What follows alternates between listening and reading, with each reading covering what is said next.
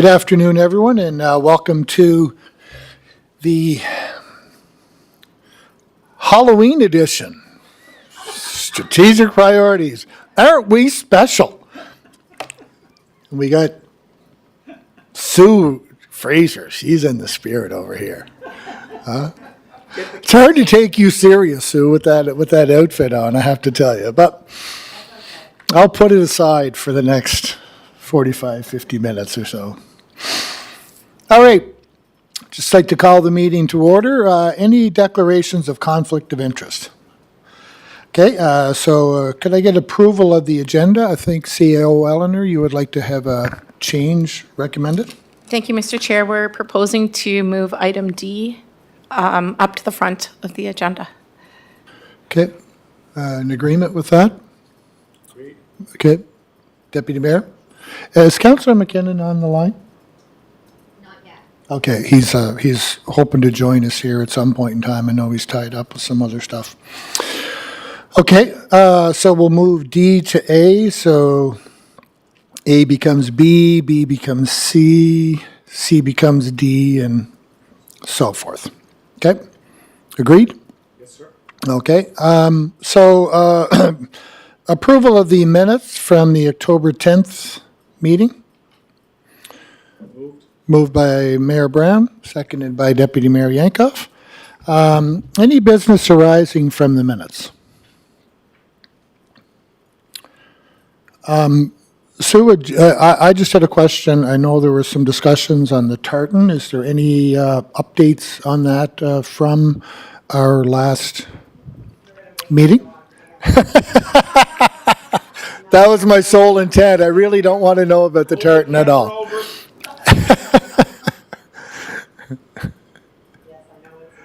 It's hard to take me seriously, Mr. Chair, but the update on the tartan is that we've moved forward with seeking legal counsel on adopting a tartan and then having copyright associated with it, because it's our understanding now, since we presented to you last, that the company that actually produced the tartan that's before us is looking to commercialize the use of the tartan. So, and it happens in many other jurisdictions. We just need to make sure we know what that path forward looks like, and that any copyright language that's needed is incorporated into policy going forward before we bring it back to you. So we've already met with the group on this matter, and I'm hoping to have something back to you for your next committee meeting. Awesome. Thank you for that, Sue.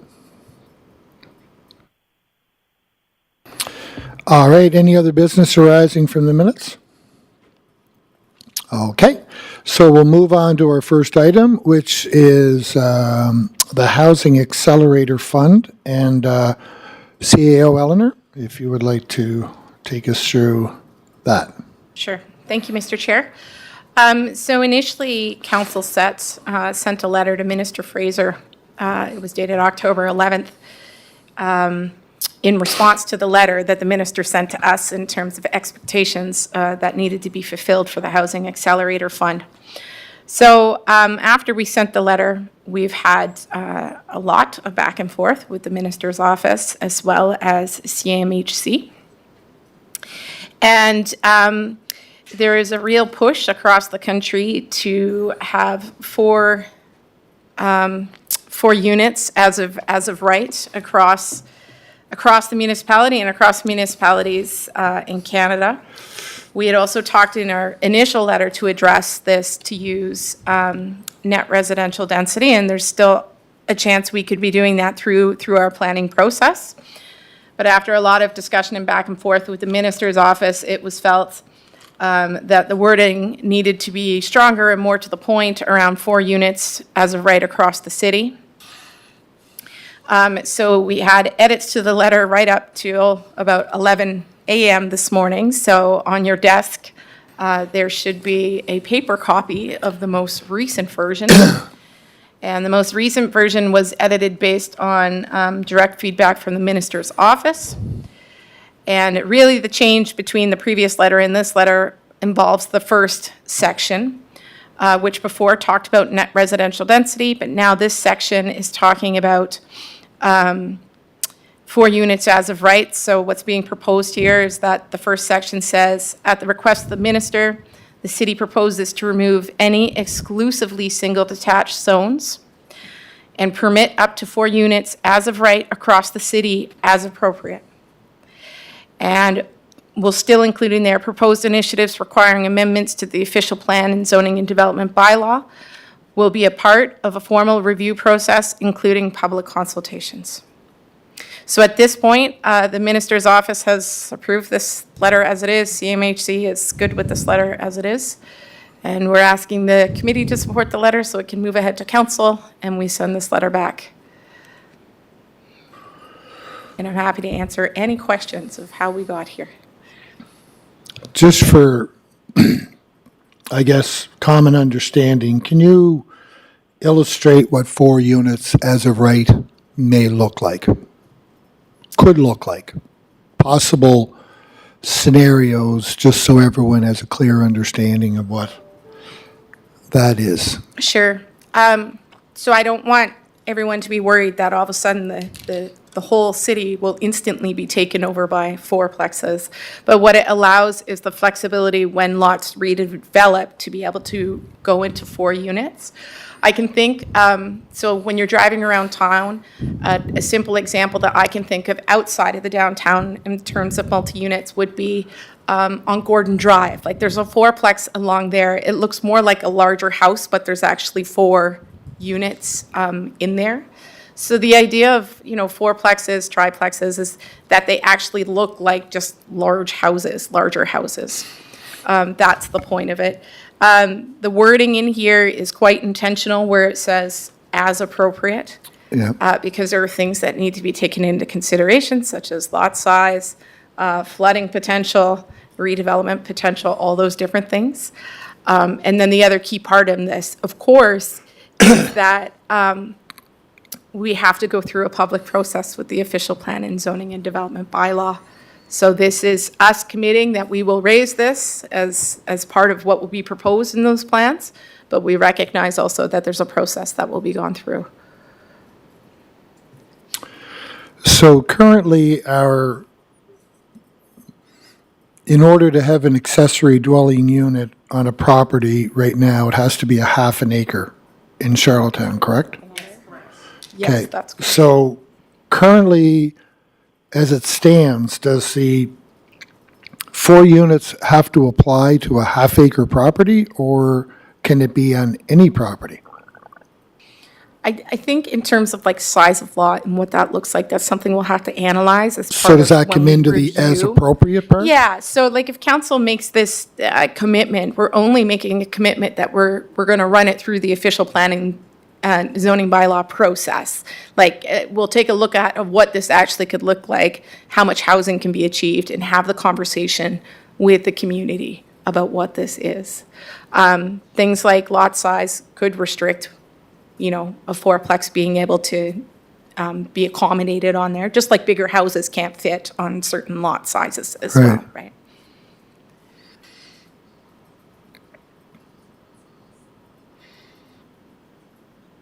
Chair. Go ahead, Deputy Mayor. Like CAO Eleanor had an example on Gordon Drive.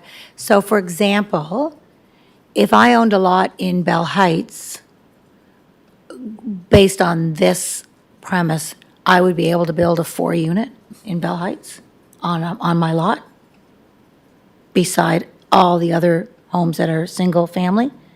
Just curious. Yeah, theoretically, as it stood right now, without any controls, and I don't know how big the lots are in Bell Heights, so I'm hesitant when I answer questions like that, but yes, theoretically, yes, that could happen.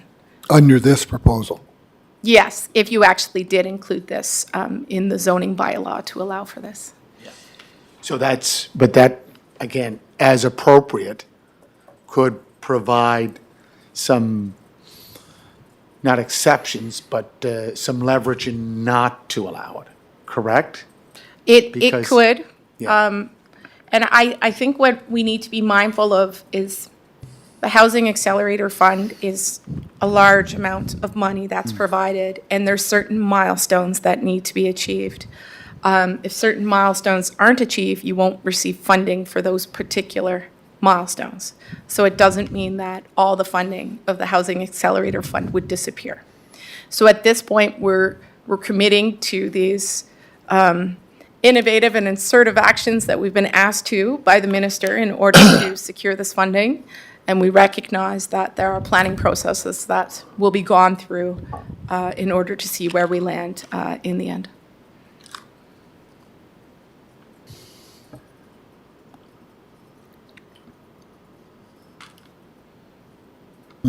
So, Mr. Chair, can I just ask a couple of questions? Yeah, okay, go ahead. I just want to, again, in a backgrounder that I have from a couple of weeks ago, the missing middle units. Can you just explain the missing middle units? Sure.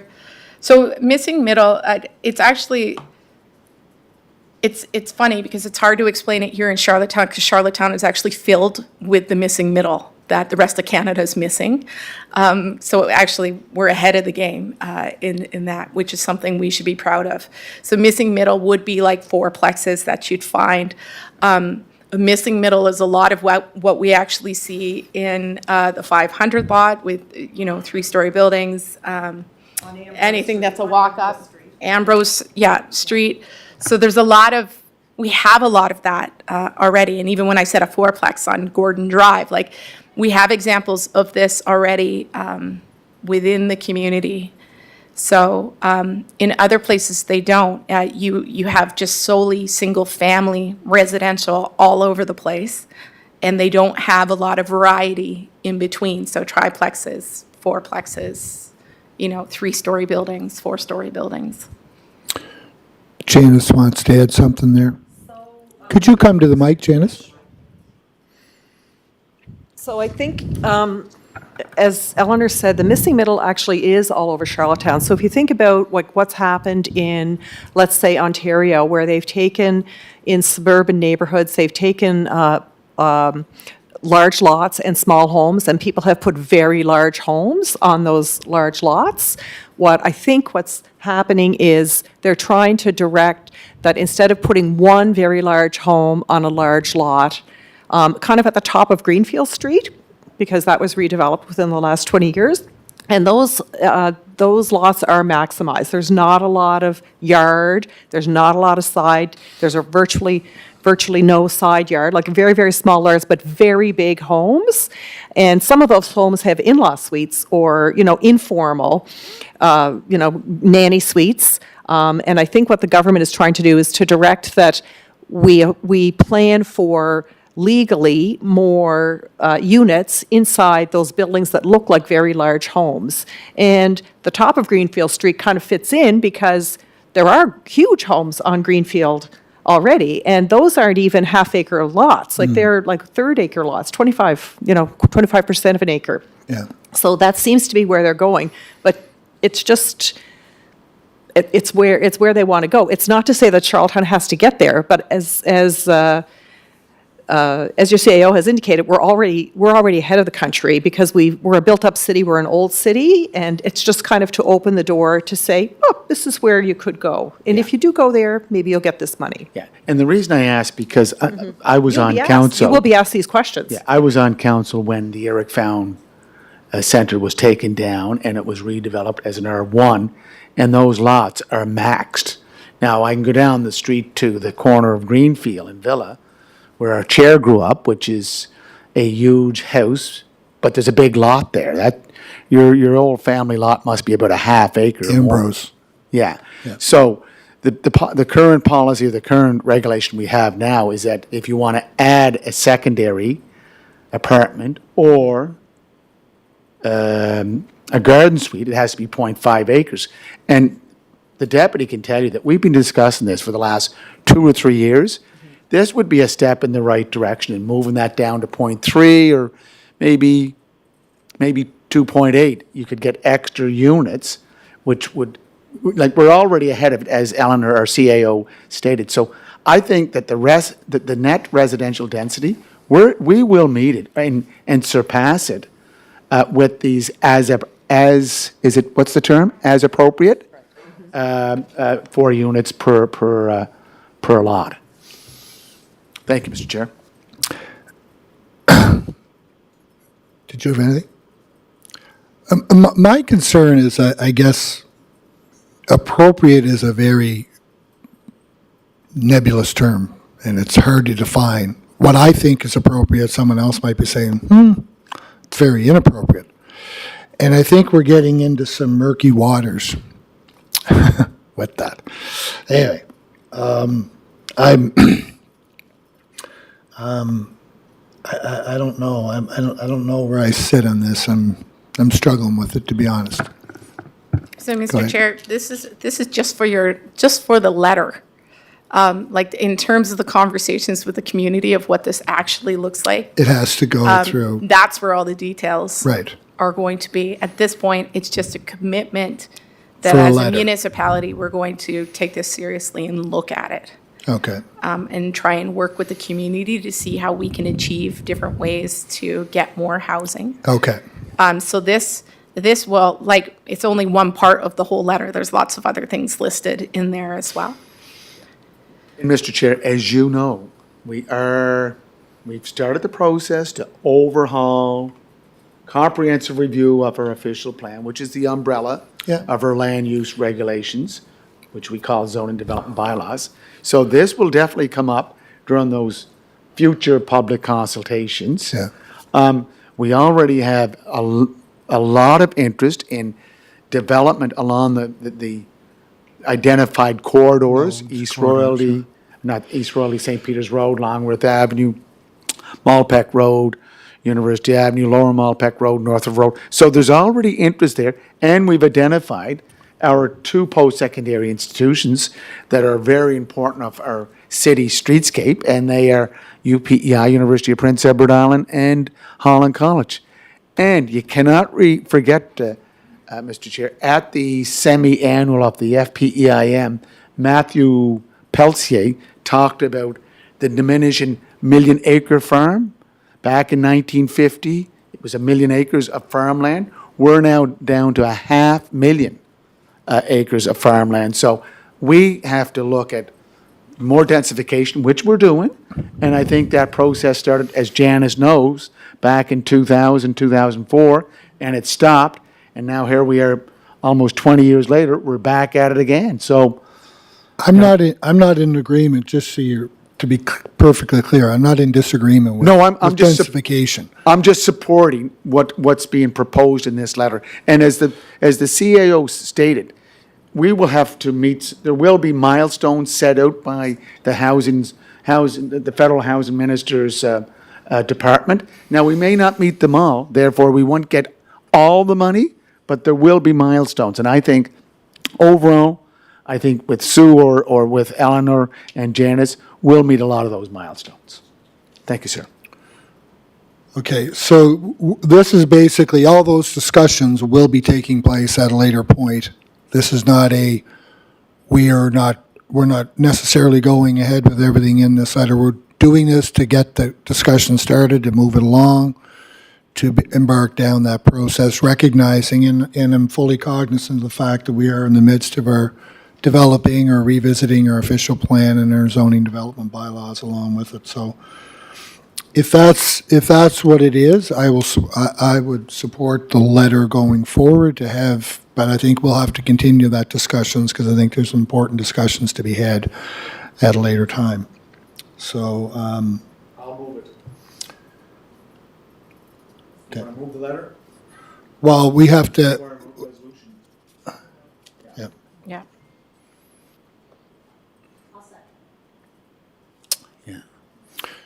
Okay.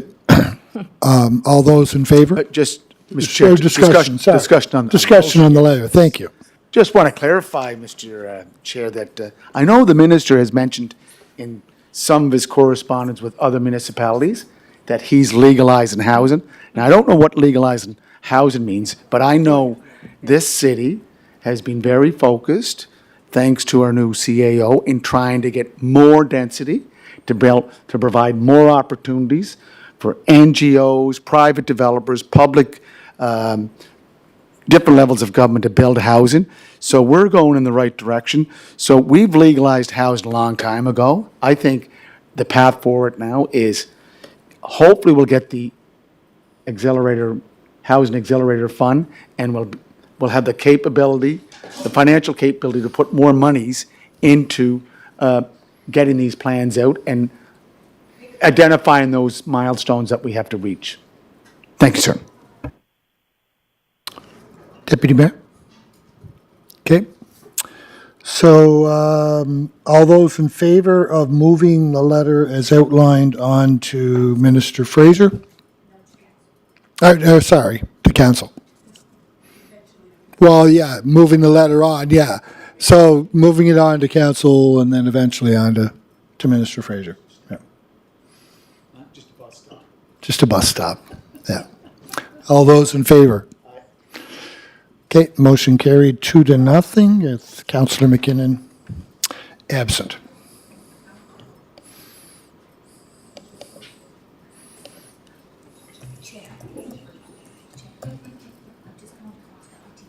Sure. All righty. So moving on. Next item. Back to my agenda. So we'll move on to amendments to procedural bylaw, and I think that's you once again, Eleanor. Thank you, Mr. Chair. So we brought this to our previous meeting. We brought a draft of the procedural bylaw. There was a couple of changes that were discussed, and that was that council meetings should be moved to Tuesday evenings. Also, it was agreed that regular council meetings should be held on the second and the fourth week of the month. So we've gone and made those changes within the draft procedural bylaw. It was also felt that committee of the whole meetings, there shouldn't be a standing one. So that wasn't in the procedural bylaw, but we did have it in the committee terms of reference. So we've just taken that standing portion out of there. And those were the changes that we made to get it here. The one thing I will add, and my apologies, the version of the procedural bylaw that's attached to this, the numbering, the formatting was off. So we fixed that now. That'll be ready when it goes through to council. Happy to answer any questions that you have. All right. Mayor? No, you go. I do, but you can go ahead. So, Mr. Chair, again, I see the bylaw, procedural bylaw, as a guiding light or a framework that we work within. I just don't like to institutionalize some of these meetings. I think we already have in our bylaw that now we're looking at the second Tuesday. The second Tuesday of every month is the regular monthly meeting. I don't think we need a fourth Tuesday being the second regular monthly meeting.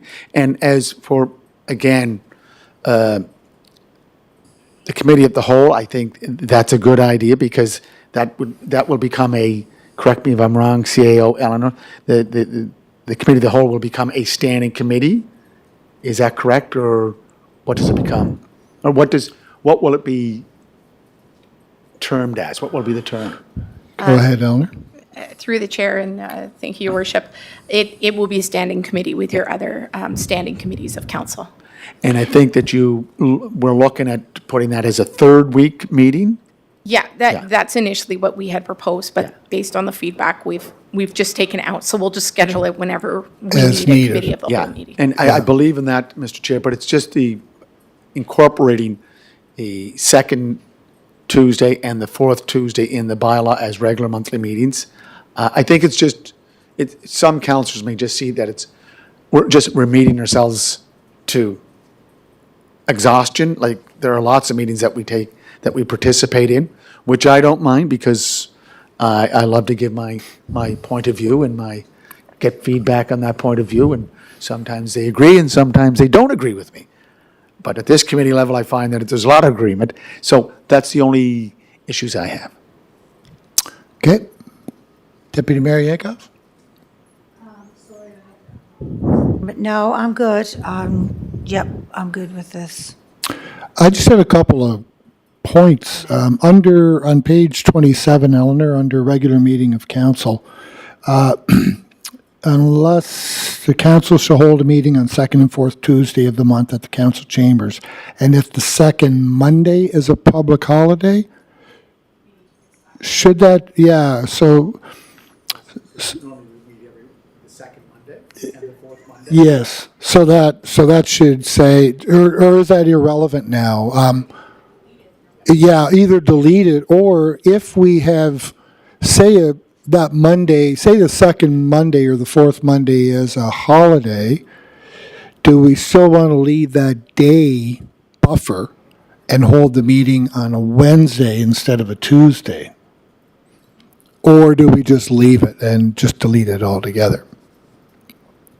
You understand what I'm saying? Like, Yeah. so say if we had if we have the holiday on Monday, we're back to the same. Part of the rationale for moving it to Tuesday was to allow councilors time to possibly get some clarifying questions done and that sort of thing. If the Monday is a holiday, we're back into the same boat that we had before. So Monday is basically a scramble day, coming back after a long weekend, trying to get answers to questions may not be doable. So do we want to say if we leave that in, are we moving the meeting from a Tuesday to a Wednesday, or are we just saying if it's on a holiday, if that holiday is a Monday, we just delete do you understand what I'm saying? Thank you, Mr. Chair. So that would be your preference as a group. So if you, after a long weekend, if you were giving your agenda on a Friday and the council meeting was on the Tuesday, but it was a holiday Monday, would you want an extra day so the meeting's actually on the Wednesday instead of the Tuesday? So Yeah, I think we're getting into the weeds. Just drop. I think I would prefer, I'm just going by how it's read there. So I would prefer to just Drop the Monday. leave it and go with the Tuesday and keep it as Tuesday. That's it. For consistency purposes. I'm just saying if it was left this way, it could be read or interpreted in a different manner. Mr. Chair, I just don't agree with the fourth Tuesday being incorporated in the bylaw. But hey, we'll move it up to council, let them discuss it, because Yep. there should be good discussion about it. Yeah. One other question, Eleanor, and this is kind of tied into an item that's coming up later on page 31, 23.1, members shall be delivered electronically or provided with a copy of the following: the agenda and each report and each motion. So we haven't discussed the other items, so I guess that would be addressed if that other motion gets approved, or if it doesn't get approved, then it just, okay. So that would require a change. If the upcoming motion is adopted, that would require an adjustment at that time. that's correct, Yep. Mr. Chair. So we can continue as we change and evolve to make changes to the procedural Yeah. bylaw. What's important is we just make sure we give the notice in accordance with the Municipal Government Act. Okay. Any other discussion? That's No? good, sir. All right, so the motion is to move the proposed amendments of the procedural bylaw onto council for further discussion. Moved. Moved by Mayor Brown, seconded by Deputy Mayor Yankoff. And all those in favor? Mayor Brown and Deputy Mayor Yankoff. So motion carried 2-0. And Councillor McKinnon is absent. Thank you for that. All right, the next item is paperless council, and the MIDI, almost perfect segue into that next item. Do you want me to speak to this, CAO Eleanor? Okay. All right, so since this was prepared by me and Chantal and Eleanor, I guess basically the rationale, so I guess what I'm looking for is for us to go totally paperless for our all committee meetings, council meetings that we hold here at the city. Sorry, I'm just scrolling through. I'm trying to find I don't have my tab open, so there we go. And I guess really my reason or rationale for this was that all three of us are sitting in here looking at our tablets, and we have a greener option here for getting our packages on a weekly basis. And I guess my feeling is that this would be a much easier way to do it. It's a greener way. We're reducing the amount of paper we're using. Takes a great deal of staff time to prepare the packages that really I feel are not overly useful. We do have next door, we have all kinds of IT staff available to help us with any technological supports that we require. So I think we have the ability to, if we're trying to figure out how to work the tablets, I know there's one particular counselor who's not overly comfortable with technology, who has made the change and is making the adjustments, so it The is system has doable. detected that a few lines are still connected to the conference and will attempt to disconnect them. If you wish to remain in the conference, please press star 1. 15. Okay. And I guess the other part is that, one of the things that I liked is that by using the tablets, we are able to, under the old practice where you got everything by paper, you got all your paper documents, you had to turn it in at the end of the day.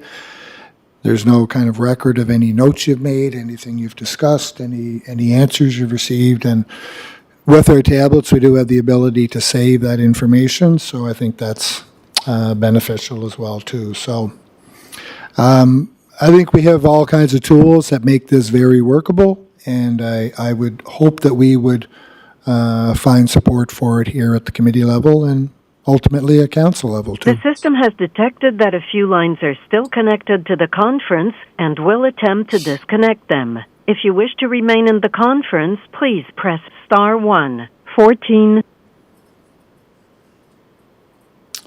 So I'd open the floor to any comments. Deputy Mayor Yankoff? Yeah, thank you, Chair.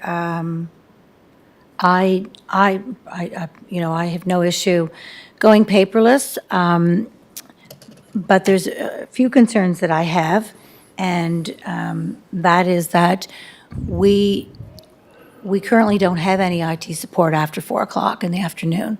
So therefore, when we have evening meetings, we don't have any IT support. So therefore, if we have an issue with a tablet, we're on our own. So I think that maybe there needs to be a conversation around what that's going to look like. And, I mean, it's not the first time I've spoke of that. And so I don't know if today is an appropriate time or if that's in another agenda item at another time. But I think that if we're going paperless, then we need to have the supports in place to support that paperless process. Okay. What does that look like, CAO Eleanor? Thank you, Mr. Chair. I think that just looks like a simple conversation with the IT folks on my behalf. Sorry, I couldn't hear It's a that. simple conversation, I think, with the IT folks on my behalf for me to have in terms of asking to see if we can have support during, evening meetings from them. Okay. So scheduling for that. Could that be that they would even be on call? Like, the tablets are fully functional for the most part. Is it the sort of thing that they could be, they may not necessarily have to be here, but in the case of technical support that would be required, could that be something that would, Sure. or would Something I that can suffice, take away Deputy and Mayor? Would that discuss. be something that you would be comfortable with, or would that be something that you would think requires a greater level than that? I don't know. I don't know the answer to that. I just know that we've had some things come up, and yesterday was a great example of in a planning meeting, design review meeting, where we needed that IT support, but it was after 4:30 and we didn't have it. Okay. And so we eventually got it sorted, and I don't know, because I don't know everyone's level of where they're at. I would be, to me, as long as there was a plan and the CAO was able to tell us, okay, well, here's the process going forward, how would we, maybe it is an on-call thing. As long as there's a plan, I would be fine with that. Yeah, because I have no issue going paperless. Okay. Mayor Brown, any comments? Paperless? Yep. Let's see, I think, Chantel, did you not add something from our environment and sustainability policy that? It's Yeah, in there. this has been part of our policy for some time. It's just trying to get to that point, which has been difficult. But again, I agree with the deputy and yourself, Mr. Chair, that IT support has to be here, because you get 10 Surface tablets going and Wi-Fi slows down and someone gets knocked out, boom, we're all without any information in front of us because it's all digital. Okay. All right. So could I get a motion that we bring this forth to council for further discussion? Yep. Sorry, go ahead. I wonder, should we wait until we have the answers to the other questions before we take this to, should we not have a solution around our IT support before we move on to council, or not? I mean, I don't know. I'm wondering if that could be part of a interim fact-finding mission that Thank you, CEO Mr. Chair. Allen may go. I don't think this is a huge thing. It will just be talking about how we can schedule IT folks to provide support for council during the evenings. So that's a conversation to happen. So that can happen in time for council. Yeah. Okay. Then I'll move it then. All right, moved by Deputy Mayor Yankoff, Second. seconded by Mayor Brown. All those in favor? Okay, motion carried 2-0, and Councillor McKinnon is absent. All right. So the next item is personal cell phone usage during council meetings. And again, this was brought up by me in conjunction. Eleanor provided some support on this, and basically I'm just looking for us to consider banning councillors' personal cell phone usage in council during committee and council meetings.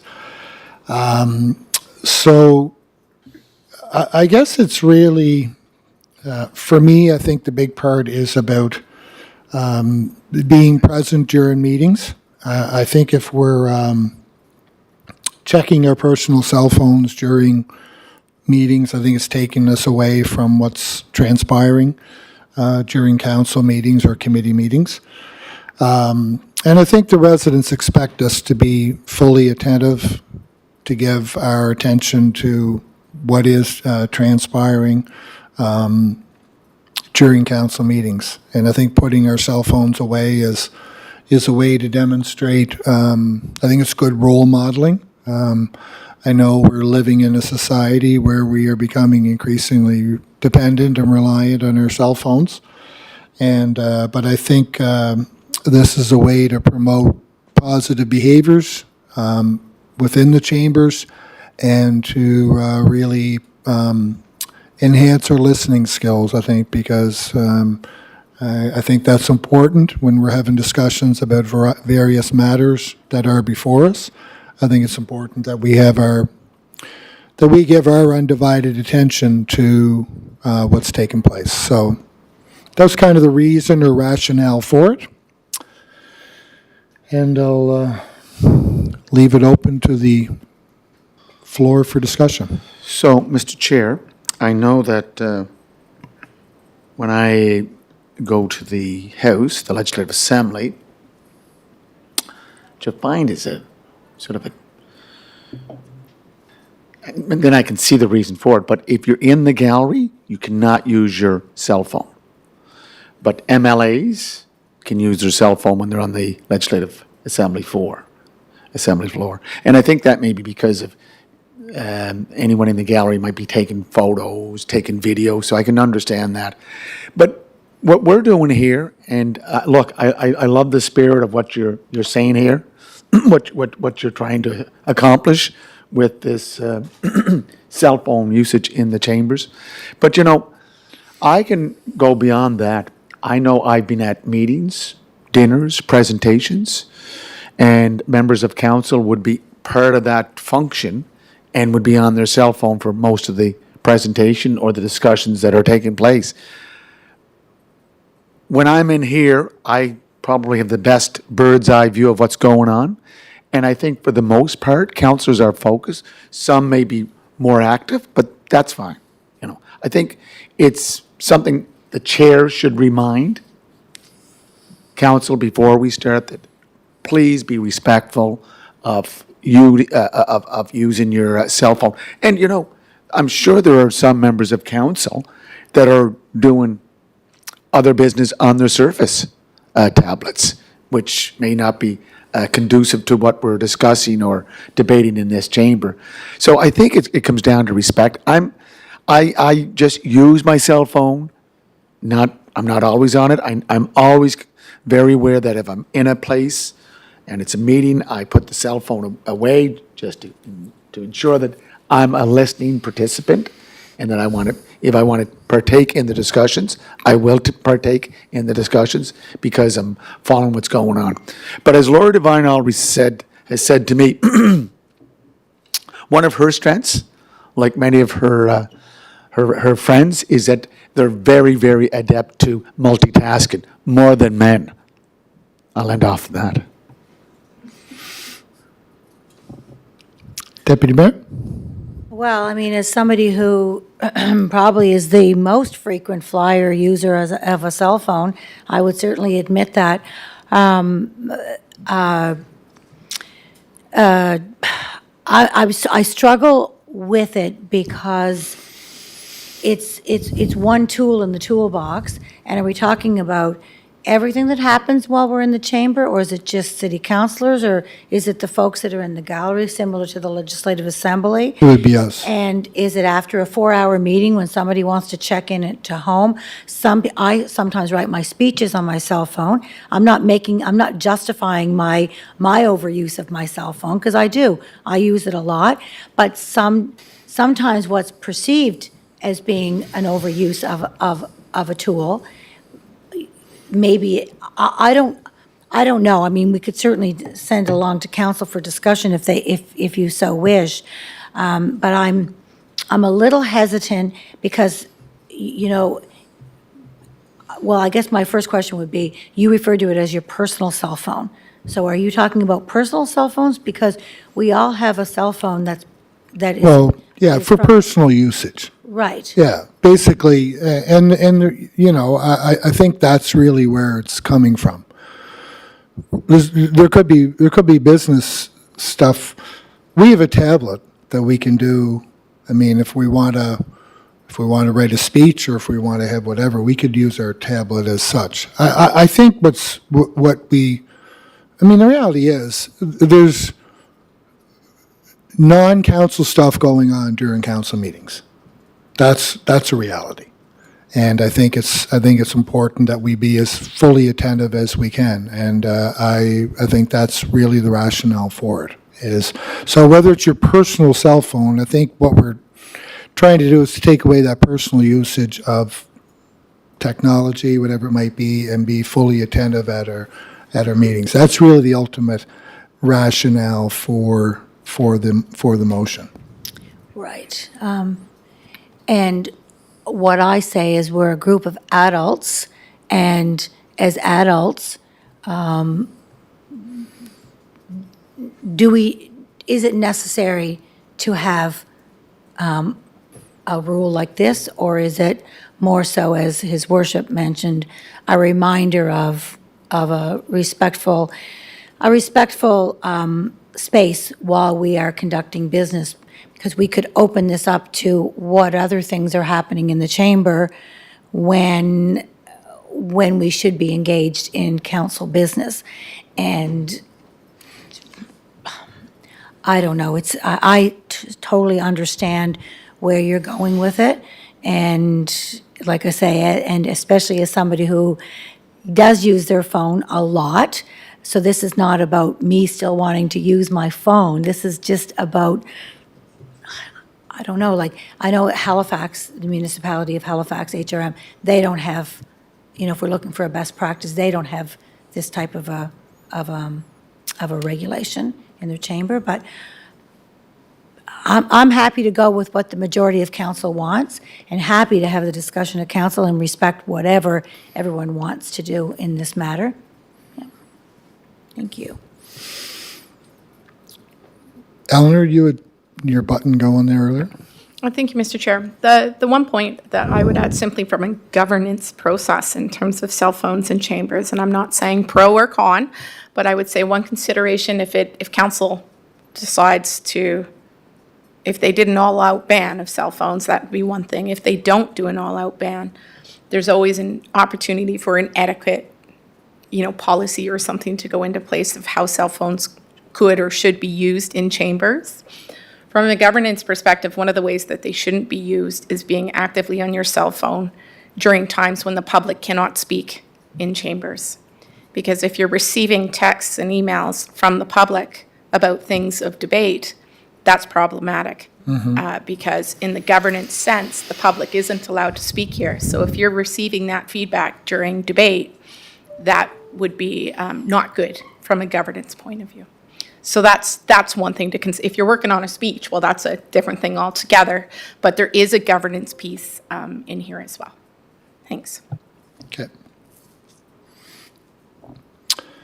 So, there would have to be a motion to move this on to council for further discussion.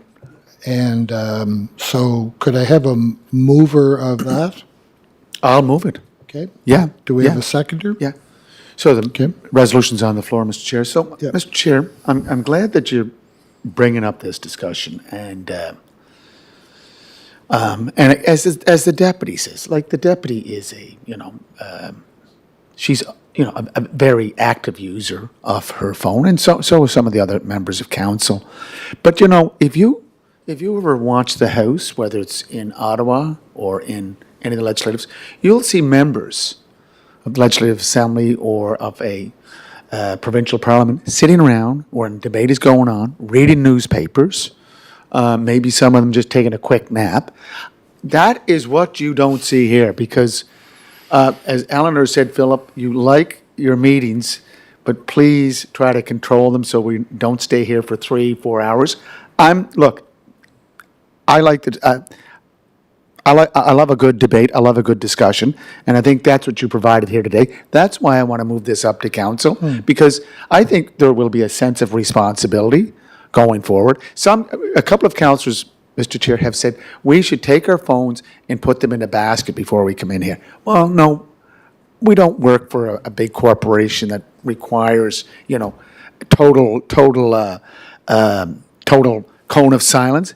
We're in a public place, and I think, like right now, while we're discussing this issue, I'm getting text messages from someone regarding the HAF, the Housing Accelerator Fund, that this is a great time for the city to be doing this. And Mr. Chair, as the deputy knows, there was a lot of opposition to put this live stream in here when we first arrived here. It was broken for years, and it was the last council, with the support of the deputy and the member that I'm sitting in her chair now, Councillor McCabe, that wanted that in this chamber, so that the residents, citizens can see what we're doing here now or archive later on.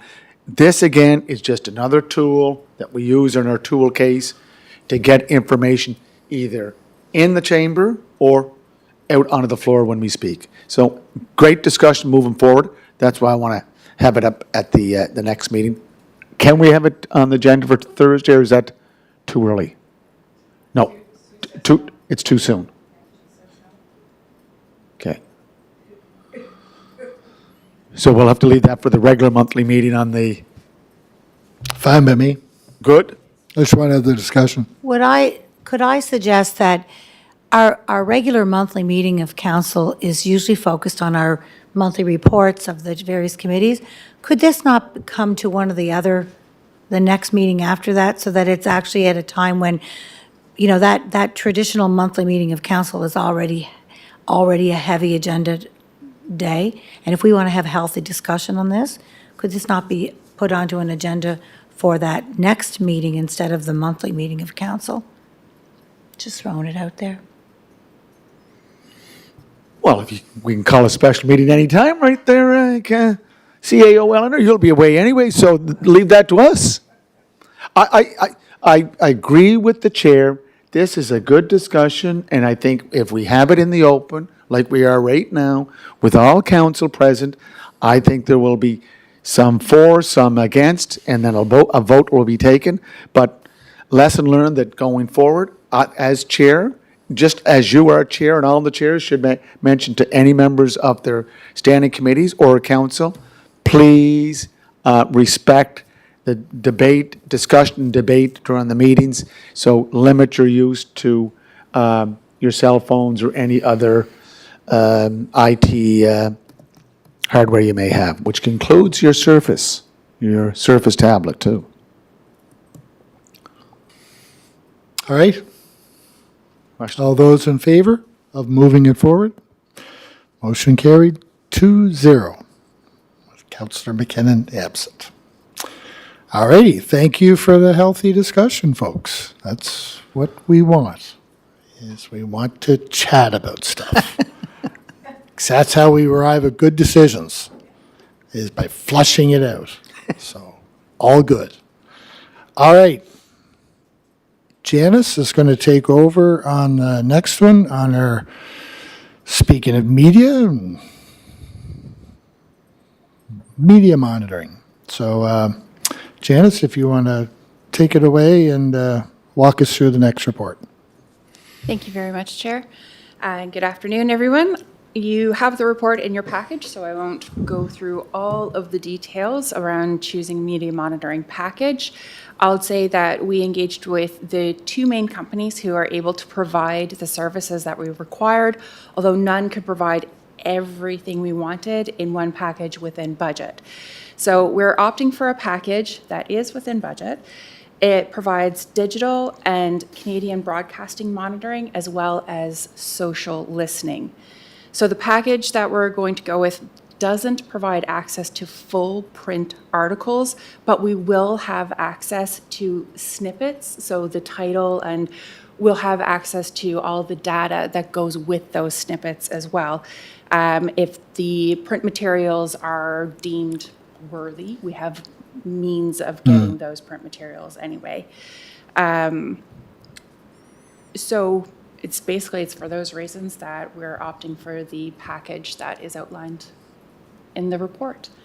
I'm happy to take any questions. Mayor Brown or Deputy Mayor Yankoff, any comments or questions? Yes, and again, Janice, I'm looking at, just 1 second, I'm getting it out here in my monitor. Oh, God. Skip the page. Chair, what page is that on? 98, 98, good. roughly. 90, yeah, I was on 98, 92, 96. The packages are earlier on there, 92, 93, 94. Okay. So this is already budgeted. I might have not, yeah, okay. Janet, on the charlottetownhall.ca, I keep bringing this up because some of the other standing committees are using it for getting feedback. I went on to charlottetownhall.ca to participate in and I think I mentioned this to you before this issue. Anyone that wants to use Bang the Table app, anyone wishing to use it has to sign in, correct? I believe so, yes. Yeah. Yeah, but I think we have to get that out because we're doing these surveys through through some of our departments and they're just using the Bang the Table app. But I said, yeah, but you have to be signed in or signed up to participate in Bang the Table. And we're paying, I think, what, 10,000 for that app, or is there a cost to it? To use to have Paying the- charlottetownhall.ca. Oh, we're paying for that too? Charlottetownhall.ca is just a portal, an additional portal to our website. What's that? It would be my understanding that it's a totally different domain, so we have to pay for that as well. It's not just a portal within the city of Charlottetown, it's its own domain and its own platform, if I think so. Maybe I'm mistaken. Do you mean something separate from charlottetownhall.ca? Yeah, we have the survey component to the charlottetownhall.ca. It's called Bang the Table, where you can give input. My understanding is that's all the same programming. Okay, so we have to get it out there that you have to sign up. You have to give your name, your email, all that information. It's not just a matter of going on and participating in a survey through one of our various departments. It's a standard practice across any survey gathering platform that you would leave your name and usually your email address as your username. I can look into if we can have that removed, but I don't know if that's an option. I do know it's a standard thing, and I would be surprised if people did not expect to have to leave a name or a username in order to provide feedback or to engage with the survey. Well, yeah, but when I'm speaking to some residents or citizens in different gatherings, if they're looking to participate, I always remind them, just go to charlottetownhall.ca, but you have to sign up. Oh, you have to sign up? It's like, it's though they believe that you can just go to the site and participate. Again, could we get that information? Thank you, Mr. Mayor. You do have to sign up because when we're collecting survey information, we need to make sure it's coming from an individual and not one person filling out 20 surveys to influence the results. Right. So that's why they asked to have a name associated with it and an email to prove that there's, one person behind it. So that, in the messaging, when we speak to the community, we encourage them to get involved with the surveys. I think it is, go to charlottetownhall.ca. You will have to give your name and email, but that's to prove that, you're a human and you're participating.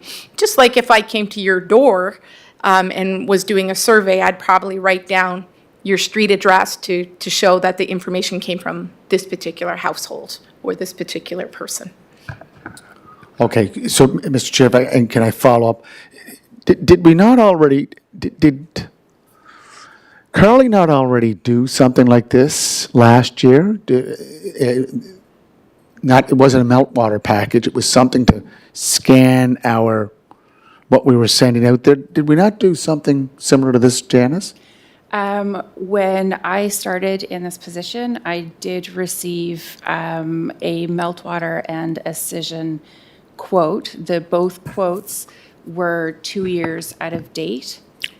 So that's where this information came from. I got back in contact with both companies and requested more up-to-date quotes.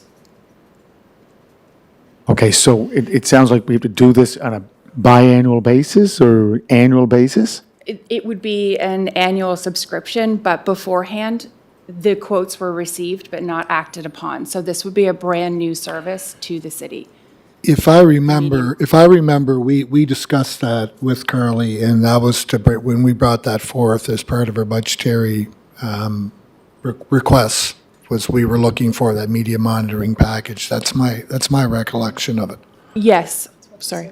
Yes, and that's what this is. I Right. had submitted the report, the new initiative. So this is part of So budget that was 23, that was the 24. curly part when we were discussing that previously. That was my recollection. So we're just now implementing it? Implementing. Oh, okay, okay. Yeah. That's, I was trying to, but I wanted to mix in with that charlottetownhall.ca because it's a great portal, and I think we have to use it more than going to our website because it's loaded with video, loaded with information that takes you everywhere.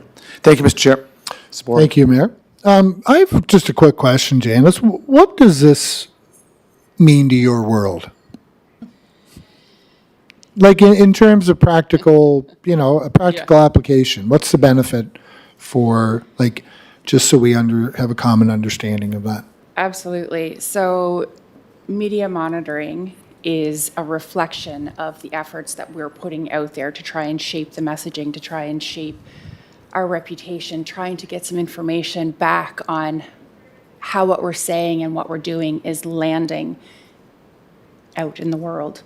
Okay. So right now, we are relying on myself and my team to read the newspaper, catch the clips on the radio, see what's happening on TV, do a quick social media scan. And we are only 2 people right now. Right. And the amount of information that is out there is overwhelming. So this type of program is going to hand deliver us what we ask it to look for.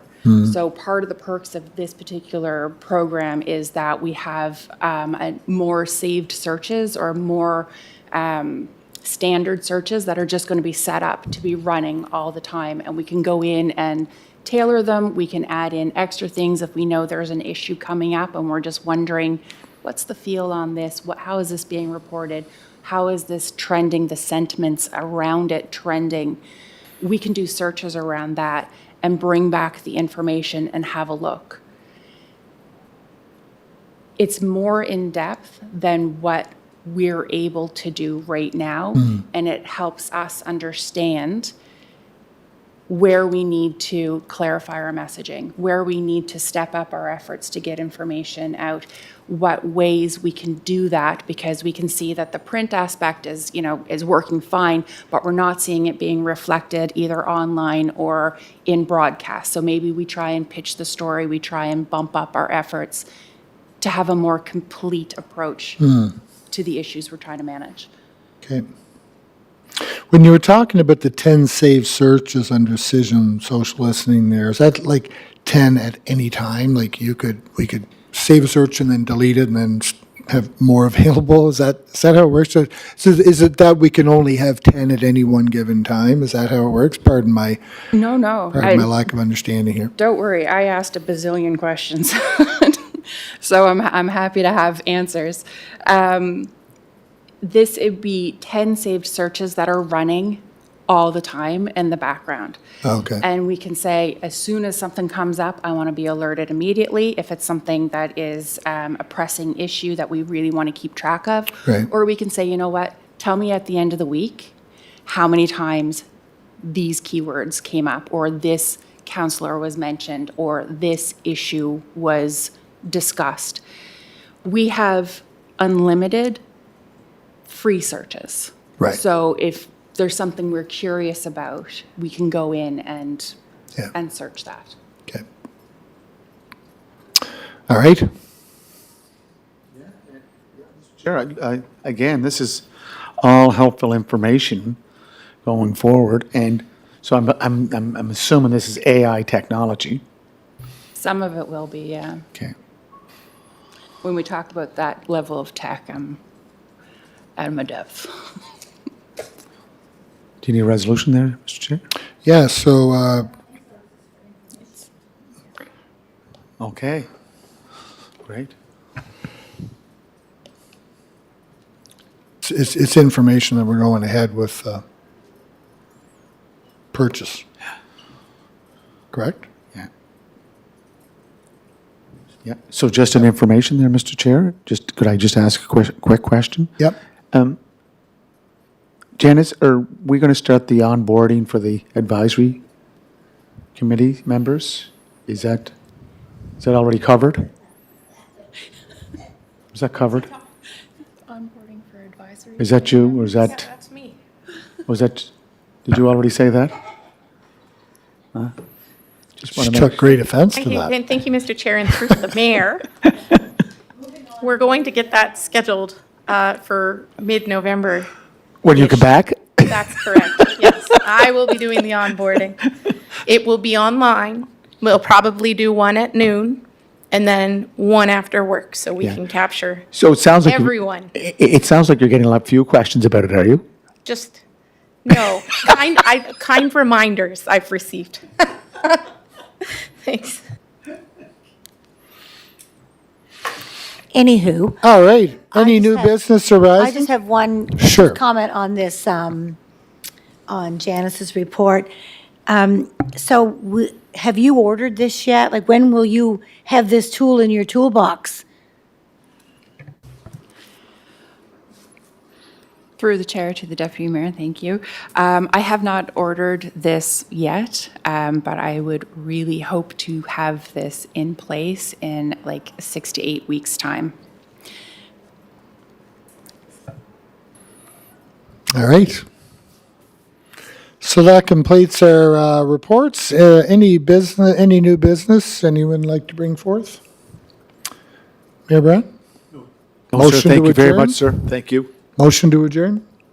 Deputy Mayor Yankov, seconded by Mayor Brown. Thank you for coming. Thanks for tuning in, and have a great day.